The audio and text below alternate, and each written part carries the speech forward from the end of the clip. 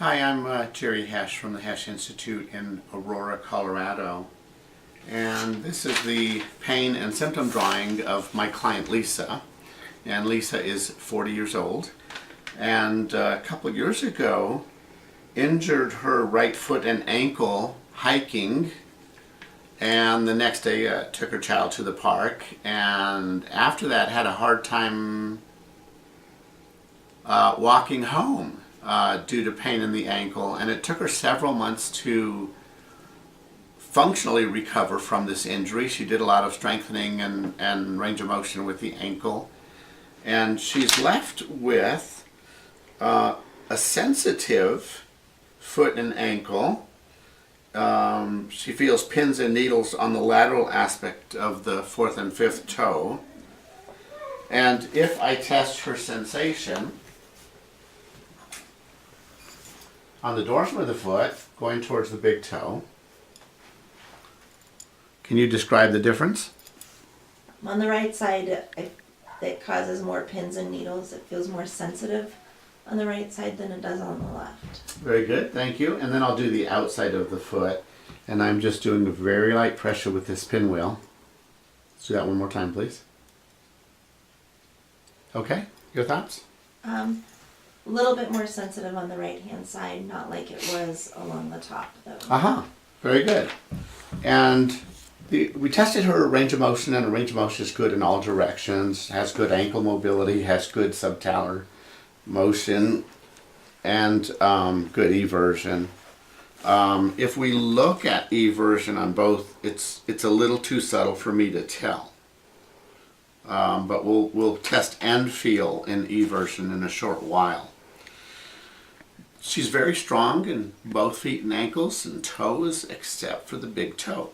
So let's have you lift the big toe up on the left, and I want you to show me how strong you are. Ready? 1, 2, 3, go. Lift it up and don't let me push it down. And that's very strong. Let's do the same thing. Lift this toe up and don't let me push it down. Ready? Go up. And 1, 2, 3, don't let me push it down. And it's easy for me to break that. So I would, on a numerical scale, I'd give that maybe a 4 out of 5 strength. What's interesting is that when I look at position, we have equal leg length. The medial malleoli line up very well. But if I come underneath the malleoli, the right malleolus is superior, closer to her knee. And if I come up and find the fibular head, and then come on the very top of the fibular head and look down, she's higher on this side. And she's more posterior on the right fibular head. And I know the camera can't capture that subtlety. Excuse me. Let's walk out in the hall and look at the skeleton, and that'll give you an appreciation for the fibula.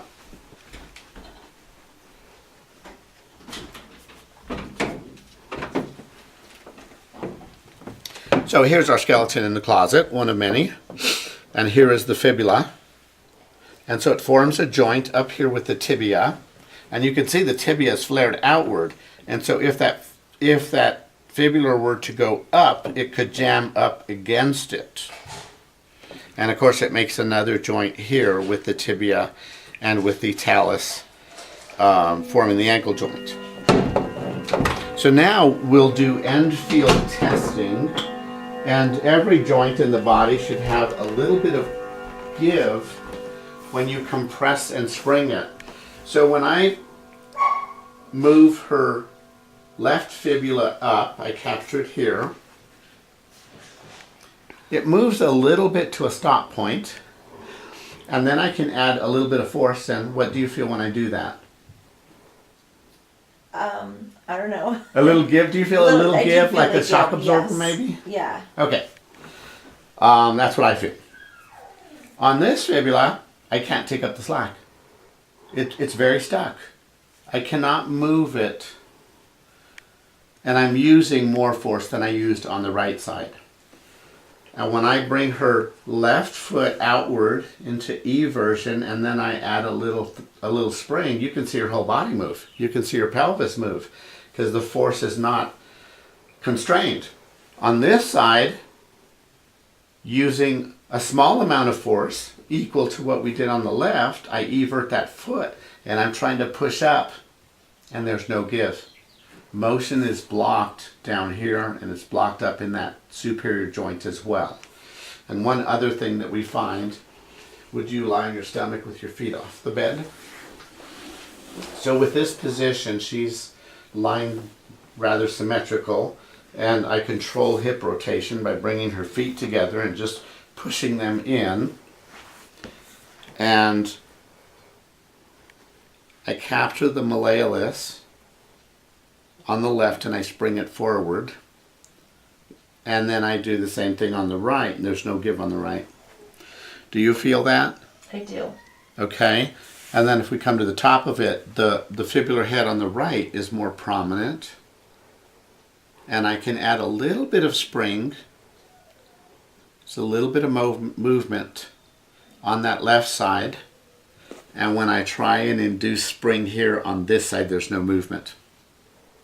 Let's have you on your back again.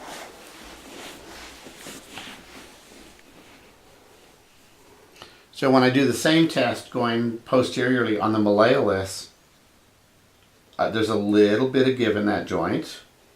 It's functioning normally. And so I can see the whole foot move when I do that. On this side, I'm pushing through my thumb posteriorly towards the floor. There's no give. So I'm suggesting that this fibula, when you went hiking, got shoved upward. And it remains stuck upward, and it's affecting pain and sensation, affecting strength of the big toe. And it might be that your muscles fatigue more readily. So maybe if you were to take a long walk, do your symptoms increase? Not so much in my foot and my calf, my hip, yes. Okay, alrighty. So what I want to do is, this is a very unique case. The last time I saw someone who had a fibula that was stuck up was it was about 8 years ago. And that was my son Gabriel. And somewhere on YouTube I have a video of his presentation. And he had a superior stuck fibula, and guess what he was doing, like yourself? He wasn't hiking, but he was running up the La Luz Trail in Albuquerque, preparing for a competition. And his foot was swollen laterally, and he had muscle inhibition, and there was a lack of accessory motions. And I brought his fibula back down, and he was able to resume training very quickly, and he took first place for his age group for the La Luz Mountain Run. So you could look up La Luz Mountain Run, and then his name, Gabriel Hesch, and H-E-S like Sam, C-H, and you'll find that he was first place. So I'm very grateful to Lisa for letting me film this, because this is such a rare presentation. It's extremely rare that we find a fibula stuck up. Most people have an ankle inversion injury, and they might that fibula might be pulled downward and require superior mobilization. But in this example, we need to do the opposite and bring it down. So the way that I'm going to bring it down is I'm going to invert the foot and then give it overpressure. I'll control that with my right arm, and then I'll come up above the fibular head and capture it there, mostly with my index finger, so my finger's curled around the fibular head. And I'm going to pull that down. And I'll certainly do that for a couple of minutes. And then I might even come down here and just capture above the malleolus and pull fibula and lateral malleolus down. But I think this one feels more effective. So this is what I'm going to do, and I'm going to do it a little bit aggressively, and I think we'll just keep filming it while I treat it. So by being a little more aggressive, then I don't need as much time. So I'm going to give it another 30 seconds, and you're okay with this? Yes, I am. aggressive amount of Yep. force.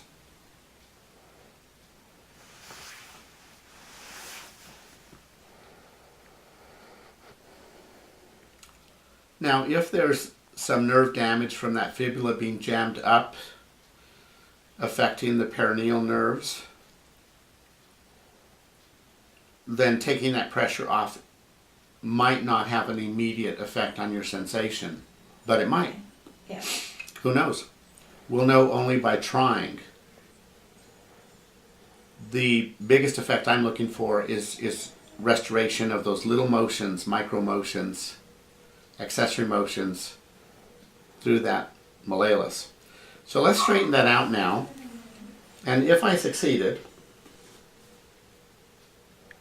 it should look more symmetrical. This, but I don't really trust how things look. I trust how they move, and this is moving. I can move it up, therefore it's no longer stuck up. I can come on top of the malleolus, and I can spring it posteriorly. So that's no longer stuck. The fibular head, I can get a little bit of indentation. It's probably rather subtle for the camera. Before we get you on your stomach, let's look at eversion and overpressure, and now I see movement in your pelvis. So the force is going through that joint, creating movement in that joint. And let's look at toe extension. Bring that toe up, don't let me push it down. Ready? 1, 2, 3, go. I'm still able to break it. I don't think that changed. And we'll look at sensation.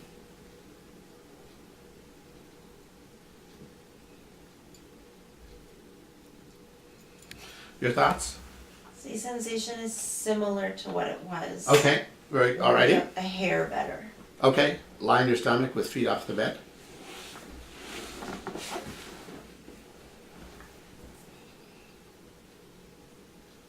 So now I get anterior spring. And again, we tested this before. Let's go up to the fibular head. It's not as prominent. What do you feel when I do this, when I push with my thumb? It's more tender than it was. That's but interesting. I do feel some bounce. You feel some bounce. Yeah. Okay, very, very good. Curious. Let's see how you feel when you walk. So you want to step down and walk up and down the hall?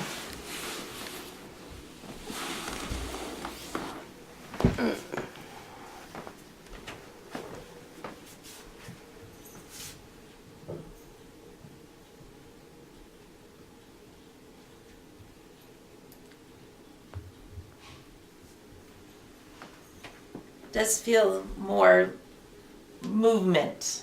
Okay. It's not as stuck. Okay, okay, Yeah. very good. And earlier I had you do a squat. Mm-hmm. So let's get on the hardwood and have you do a squat. And I don't know if you would feel a difference with that or not. Yeah, hard to say. Okay, It does feel smoother than it did before. does it? Okay, Yes. alrighty. Well, my son had a more dramatic muscle inhibition with his pattern. Yours was just the big toe, and it didn't change. We did not improve that. Right. Maybe we improved the sensation, but you're aware of freer movement when you're Right. walking. And we didn't look at balance. I would expect that your balance would be improved. Did we? We did have you stand on one leg, Yeah. didn't we?